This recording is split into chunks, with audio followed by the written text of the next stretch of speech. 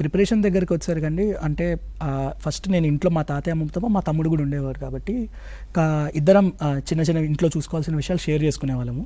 And పొద్దున లేచి నేను 6:30, 7కి లేచి 7 to 9 or 9:30లో ఒక 1.5 2 hours చదువుకునేవాడిని. 6కి లేచినప్పుడు ఏంటంటే ఇవి నాకు తెచ్చుకోవాల్సినప్పుడు లాక్డౌన్ టైంలో 6-7 లోపు అవైలబుల్గా ఉండేవి, అలా తెచ్చేసుకునేవాడిని. నేను కానీ మా తమ్ముడు కానీ తెచ్చేవాళ్ళము ఇద్దరం. తర్వాత 7 to 9 ఆ టైంలో నేను ఒక 1.5 2 hours ఎంతో కొంచెం చదివి తర్వాత ఫ్రెష్ అయ్యి రెడీ అయ్యి 10:30 10కి ఆఫీస్ లాగిన్ అయ్యేవాడిని. లాగిన్ అయ్యి మళ్ళీ అది ఈవినింగ్ 5 దాకా అయితే ఖచ్చితంగా ఉండేది. 5 కొన్నిసార్లు 6 దాకా ఎక్స్టెండ్ అయ్యింది. సో మళ్ళీ ఆఫీస్ వర్క్ చేసుకునేది. ఈ మధ్యలో అప్పుడప్పుడు కొంచెం ఫ్రీ టైమ్స్ వస్తాయి కదా, ఆ టైంలో ఏంటంటే నేను ఆ రోజు న్యూస్ పేపర్ ఆర్టికల్స్ కానీ లేకపోతే ఏదైనా కరెంట్ అఫైర్స్, అంటే అది నా ఫస్ట్ ఇయర్ ఆఫ్ ప్రిపరేషన్ కాబట్టి నేను సిలబస్ కూడా కవర్ చేస్తున్నాను.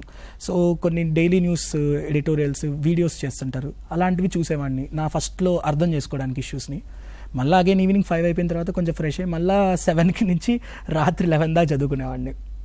So this used to be like 5-6 hours కన్సిస్టెంట్గా ఇవ్వగలిగాను. అంటే దీనివల్ల ఏంటంటే ఇంట్లో ఉండడం వల్ల ట్రావెల్ టైం లేదు, అండ్ ఇంట్లోనే అన్ని కోవిడ్ టైంలో కొన్ని సెట్ చేసేసుకొని పెట్టుకున్నాం కాబట్టి 5-6 hours నేను కంఫర్టబుల్గా ఇవ్వగలిగాను. బట్ ఫ్రీ టైం అయితే ఇంక ఉండేది కాదు, ఆఫీస్ ఇది అండ్ 1 hour ఫ్రీ టైం ఉండేది డైలీ, అంతే.